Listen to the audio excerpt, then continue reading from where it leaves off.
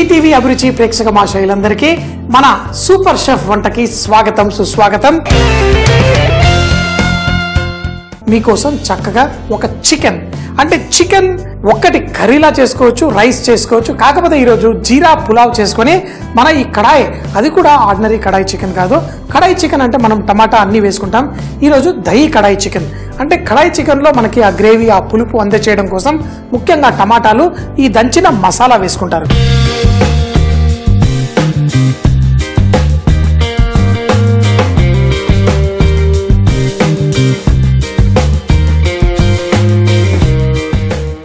ఈరోజు ఆ మసాలాలు కూడా సాధారణంగా వేయించి దంచుతారు, కానీ ఈరోజు పచ్చి వేసి దంచుతున్నాను. ఈ పచ్చి ధనియాలు, అలాగే ఇందులో పచ్చి సోఫు, పచ్చి జీలకర్ర, అంటే అన్ని పచ్చి అంటే వేయించట్లేదు అని అర్థం. దీంట్లో అన్నాసి పువ్వు, నల్ల ఇలాచి, లవంగం, దాల్చిన చెక్క, అలాగే జావిత్రి పువ్వు, ఇవన్నీ వేసేసి దీంట్లో ఫస్ట్ దంచేసుకున్నాం. ఎందుకంటే మనం సాధారణంగా చేసినప్పుడు అన్నీ వేయించుకొని దంచి ఆ మసాలా కూర అంతా రెడీ అయిన తర్వాత ఈ మసాలా దంచింది వేసుకుంటాం. కానీ ఈరోజు నూనెలోనే ఈ మసాలా దంచి వేసుకుందాం. చక్కగా ఈ ధనియాలు ఇవన్నీ కొంచెం బరకగా పొడేంత వరకు దంచుకుందాం. సో మరి మనం చక్కగా మసాలా దంచేసుకున్నాం. మేము హోటల్లో చేసేటప్పుడు, ఎందుకు హోటల్లో చేసేటప్పుడు అంటే పద్ధతులు కరెక్ట్గా ఉంటాయి. కానీ అందుకని ఏం చేస్తామంటే చికెన్ తీసుకొని ఈ చికెన్కి ఈ మసాలా ఏదైతే ఉందో దీన్ని పట్టించేస్తాం.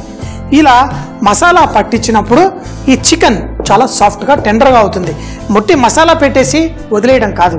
దీంట్లో ఉప్పు, అలాగే దీంట్లో పెరుగు, ఇవి వేసుకొని చక్కగా ఈ చికెన్ని మ్యారినేట్ చేసుకుందాం. ఈ కేవలం ఈ దంచిన పచ్చి మసాలా మరి చికెన్ మనకి ఇలా సాఫ్ట్గా అయిపోతుంది. సో మరి ఈ పచ్చి మసాలా ఎలా కుక్ అవుతుంది, దీంట్లో వేసి మళ్ళీ మనం ఫ్రై చేసుకుందాం.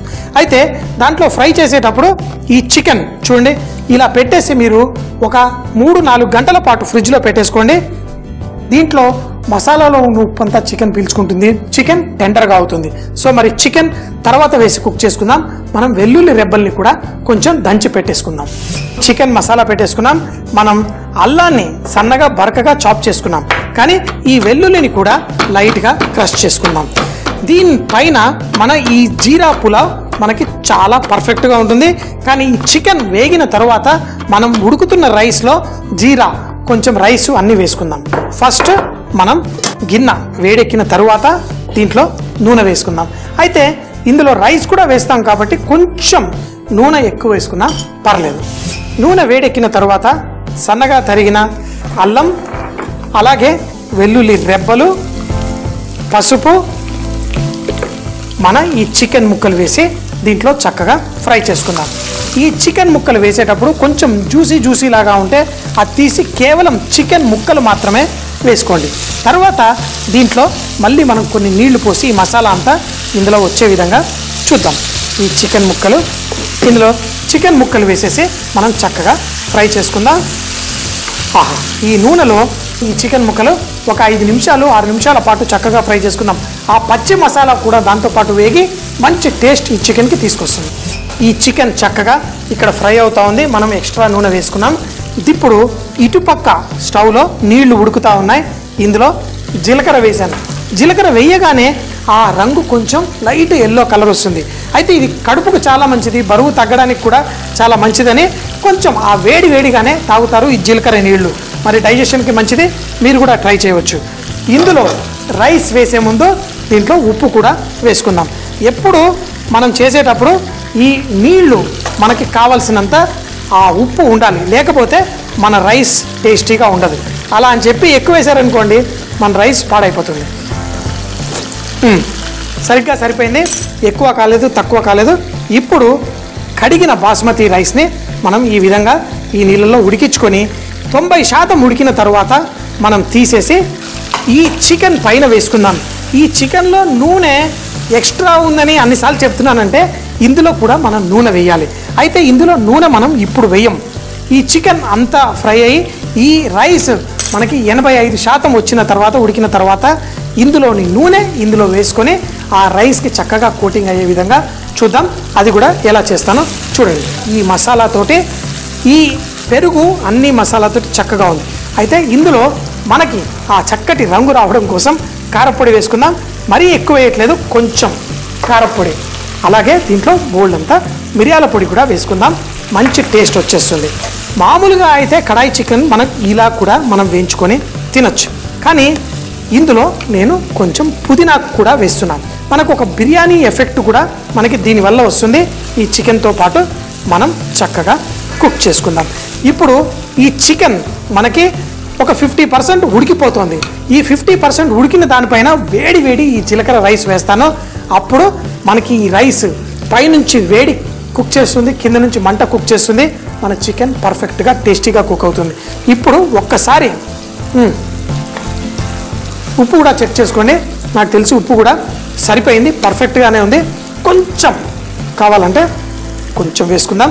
ఇప్పుడు ఇందులో ఉప్పు పర్ఫెక్ట్గా ఉంది, ఇందులో ఉప్పు కారం మసాలా అంతా పర్ఫెక్ట్గా ఉంది. ఇప్పుడు ఈ రెండింటిని కలిపి మనం ఎలా పర్ఫెక్ట్గా ఫినిష్ చేస్తాం. ఈ రైస్లో మనం ఏ కుంకుమ పువ్వు నీళ్లు కూడా వేయం. ఈ కేవలం నూనె వేసినప్పుడు మనకి పర్ఫెక్ట్గా వచ్చేస్తుంది. ఈ రైస్ 95% అయిన తర్వాత ఎలా దీన్ని కుక్ చేస్తానో చూడండి. ఉడుకుతూ మనకి కుక్ అవుతుంది. దీన్ని ఒక్కసారి ఎప్పుడైనా బాస్మతి రైస్ వేసేసిన తర్వాత దాన్ని ఫస్ట్ వేసిన వెంటనే ఒకసారి కలపాలి, తర్వాత దాన్ని ఎక్కువగా కలపకూడదు. ఇలాగే స్లోగా కుక్ అవ్వనండి. ఆ 80-90% వచ్చిన తర్వాత ఏం చేయాలో చూపిస్తాను. ఇక్కడ చికెన్ సగం కంటే ఎక్కువ ఉడికిపోయింది. ఇక్కడ మనం రైస్ కూడా తీసుకున్నప్పుడు ఈ రైస్ నాకు 85% వరకు ఉడకాల. 85% ఉడికిన తర్వాత కొంచెం నీళ్ళని దీంట్లో అట్టి పెట్టేస్తాను. ఈ ఎక్స్ట్రా నీళ్ళని తీసేసి దీన్ని ఇదే మంట పైన చాలా తక్కువ మంట పెట్టి నేను దీనికి దమ్ ఇస్తాను. దమ్ అంటే ఏం లేదు, దీంట్లో మనం ఈ చికెన్లో ఎక్స్ట్రా నూనె పోసింది, ఆ నూనెని దీనిపైన రైస్ పైన వేసేస్తాను. నూనెని మనం రైస్తో పాటు పోసుకుంటాం. ఆ నూనెని తర్వాత మనం ఉడకట్టేస్తాం. ఇలా చేసినప్పుడు మాత్రం మనకి రైస్ చక్కగా పర్ఫెక్ట్గా పలుకుల్లా వస్తుంది. అంతేకాకుండా ఈ రైస్లో మనం ఈ చికెన్లో నుంచి వచ్చిన నూనె ఉంటుంది కాబట్టి దీంట్లో రైస్ మంచి సువాసన కూడా వస్తుంది. ఇప్పుడు దీనిపైన మూత పెట్టేద్దాం, 5 నిమిషాలు దమ్మిద్దాం. ఇక్కడ మన చికెన్ అంతా పర్ఫెక్ట్గా రెడీ ఉంది. కొంచెం నిమ్మకాయ జ్యూసు లైట్గా చికెన్ పైన.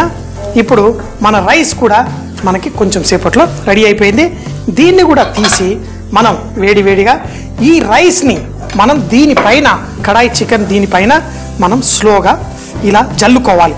ఎప్పుడైనా రైస్ ఇలా పొడి పొడిగా పడితేనే చక్కగా పలుకులుగా మన రైస్ వస్తుంది. మరొక్కసారి కొంచెం కొత్తిమీర కూడా వేసేసుకుంటాను. మూత పెట్టేద్దాం. అయితే ఇది మనకి చికెన్ కడాయి చికెన్లా మంచిగా వేపుకున్నాం. దానిపైన అదే నూనె కడాయి వాడిందే మన పులావ్లో వేసుకున్నాం, అది కూడా జీరా పులావ్లో. చూసారు కదా, జీరా పులావ్లో మనం నూనె వేయకుండా మనం జీరా పులావ్ చేసి లాస్ట్లో ఈ చికెన్ నూనె వేసుకున్నందుకు మంచి ఫ్లేవర్ కూడా పర్ఫెక్ట్గా ఉంటుంది. ఇప్పుడు ఒక 5 నిమిషాలు తక్కువ మంటలో పెట్టాను. దీన్ని తర్వాత స్టవ్ కట్టేద్దాం, వేడి వేడిగా వడ్డించేసుకుందాం. అద్భుతంగా మీకు నచ్చినట్టు ఒక బిర్యానీ తిన్నట్టు రైతాతో తినండి, కూరలతో తినండి, దేంతో తిన్నా బాగుంటుంది. చికెన్ కూడా మీకు కంప్లైంట్ ఉండదు, మంచి మసాలా అంతా తాకి పర్ఫెక్ట్గా ఉంటుంది.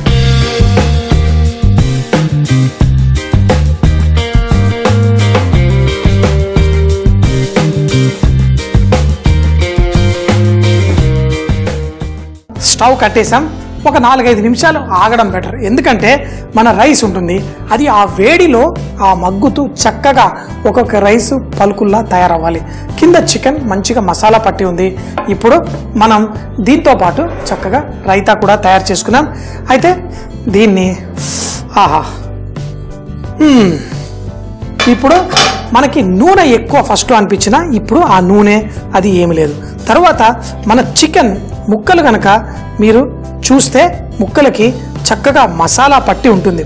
చాలాసార్లు చాలామంది బిర్యానీ చేసి అయ్యో ముక్కలకి మసాలా లేదు అది ఇది అంటూ ఉంటారు. వాళ్ళ కోసం ఇలా చక్కగా జీరా పులావ్తో మనం చక్కగా చేసుకున్న ఇది.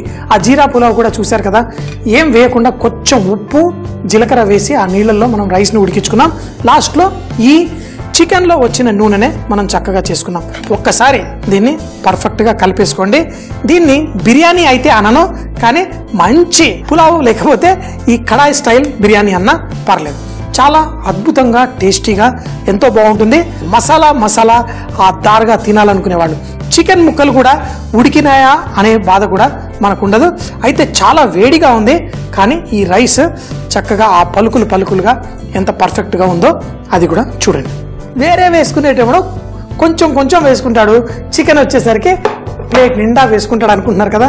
మరి అందులో చక్కగా కడాయి చికెన్ జీలకర్ర పులావ్తో చేసిన ఈ అద్భుతమైన కాంబినేషన్ రైస్ ఎంతో బాగుంటుంది. సో మరి తినేద్దామా. చికెన్ చూడండి, చక్కగా మసాలా చూడండి, ఈ మధురమైన చికెన్ చక్కగా ఈ అన్నంతో పాటు. మరి చాలామంది ఆ కొంచెం వేడిగా ఆ మసాలా తాకుతూ తినాలనుకునే వాళ్ళకి చాలా సింపుల్గా పర్ఫెక్ట్గా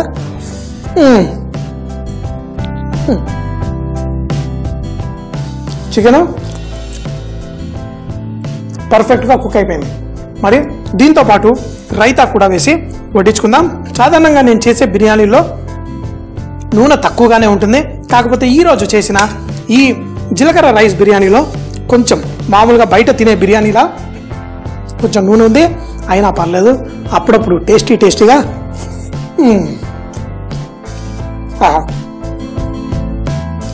పలసటి రైతాతో ఈ అద్భుతమైన కడాయి చికెన్ స్టైల్ జీరా పులావ్ తోటి అదిరిపోయింది. బిర్యానీ అంటే బిర్యానీ లాగే పర్ఫెక్ట్గా ఉంది. చేసుకోండి, తినండి. సూపర్ అంటే సూపర్ అని చక్కగా ఎంజాయ్ చేయండి. కానీ మర్చిపోకండి, ఎప్పుడు చెబుతూ ఉంటాను కదా, బీ రిచ్ ఇన్ కుకింగ్. వంటల్లో శ్రీమంతుల వండి ప్రతిరోజు జీవితాన్ని ఆస్వాదించండి.